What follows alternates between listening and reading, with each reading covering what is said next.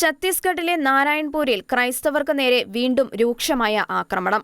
എഡ്കയിലെ തിരുഹൃദയ കത്തോലിക്ക ദേവാലയത്തിന് നേരെ ജനുവരി 2-നാണ് ആക്രമണം ഉണ്ടായത്. അക്രമി സംഘം രൂപങ്ങൾ അടിച്ചു തകർക്കുകയും വിശുദ്ധ വസ്തുക്കൾ നശിപ്പിക്കുകയും ചെയ്തു. ഏതാനും ആഴ്ചകളായി നാരായൺപൂരിലും സമീപ പ്രദേശങ്ങളിലും ക്രൈസ്തവർക്ക് നേരെ ആക്രമണങ്ങൾ നടന്നുവരികയാണ്. അതിന്റെ തുടർച്ചയെന്നോണമാണ് ജനുവരി 2-ന് തിരുഹൃദയ ദേവാലയത്തിന് നേരെയുണ്ടായ ആക്രമണം. ജനുവരി 2-ന് ഉച്ചയോടെ നാരായൺപൂർ ടൗണിലെ മാർക്കറ്റിന്റെ പരിസരത്ത് നിന്ന് പ്രകടനമായി എത്തിയ നൂറുകണക്കിന് പേരടങ്ങുന്ന സംഘമാണ് അക്രമം അഴിച്ചുവിട്ടത്. സംഘപരിവാർ പ്രസ്ഥാനങ്ങളുടെ പിന്തുണയോടെ പ്രവർത്തിക്കുന്ന സർവ്വ ആദിവാസി സംഘടനയുടെ പേരിലായിരുന്നു പ്രകടനം. കുറുവടികളും കല്ലുകളുമായാണ് പ്രകടനക്കാർ എത്തിയത്. അക്രമം ഭയന്ന് ദേവാലയത്തിന്റെ ഗേറ്റ് അധികാരികൾ അടച്ചിട്ടിരുന്നു. ഇത് തകർത്ത അക്രമികൾ ആദ്യം ദേവാലയത്തിന് നേരെ കല്ലെറിഞ്ഞു. തുടർന്ന് ദേവാലയ വാതിലുകൾ, ജനലുകൾ, ക്രൂശിതരൂപം, ഉപകരണങ്ങൾ തുടങ്ങിയവ അടിച്ചു തകർക്കുകയും ചെയ്തു.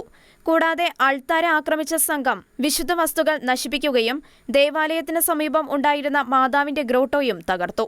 സംഭവം അറിഞ്ഞതിനെ തുടർന്ന് പോലീസ് സ്ഥലത്തെത്തിയെങ്കിലും പ്രകടനക്കാർ പോലീസിനെ ആക്രമിക്കുകയും നാരായൺപൂർ പോലീസ് സൂപ്രണ്ട് സദാനന്ദകുമാർ ഉൾപ്പെടെ 3 പോലീസുകാർക്ക് പരിക്കേൽക്കുകയും ചെയ്തു. ദൈവാലയത്തിനു പുറമെ പള്ളിമേട, SABS കോൺവെന്റ്, സമീപത്തെ വിശ്വദീപ്തി സ്കൂൾ എന്നിവയ്ക്ക് നേരെയും അക്രമമുണ്ടായി. കോൺവെന്റിലെ സന്യാസിനിമാരെ സുരക്ഷിതരായി മിഷൻ ആശുപത്രിയിലേക്ക് മാറ്റി. എന്നാൽ സംഭവം നടക്കുമ്പോൾ സ്കൂളിൽ വിദ്യാർത്ഥികൾ ഉണ്ടായിരുന്നു.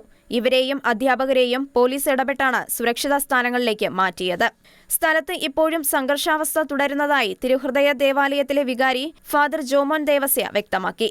സ്ഥലത്തെ തദ്ദേശീയർ ക്രൈസ്തവ വിശ്വാസം സ്വീകരിക്കുന്നതിലുള്ള അതൃപ്തിയാണ് ദേവാലയ ആക്രമണത്തിന് വഴിതെളിച്ചതെന്ന് കരുതപ്പെടുന്നു. നേരത്തെയും ക്രൈസ്തവർക്കും ക്രൈസ്തവ സ്ഥാപനങ്ങൾക്കും നേരെ ആക്രമണങ്ങൾ ഉണ്ടായപ്പോൾ പോലീസ് അത് വേണ്ടവിധത്തിൽ കൈകാര്യം ചെയ്തില്ലെന്ന് archbishop Victor Henry Thakur വ്യക്തമാക്കി. ഇതോടെ അക്രമി സംഘങ്ങൾ യാതൊരു ഭയവും കൂടാതെ ക്രൈസ്തവരെ ആക്രമിക്കുന്നത് പതിവാക്കിയിരിക്കുകയാണെന്നും ആർച്ച് ബിഷപ്പ് കൂട്ടിച്ചേർത്തു. Church desk, Shekinah news.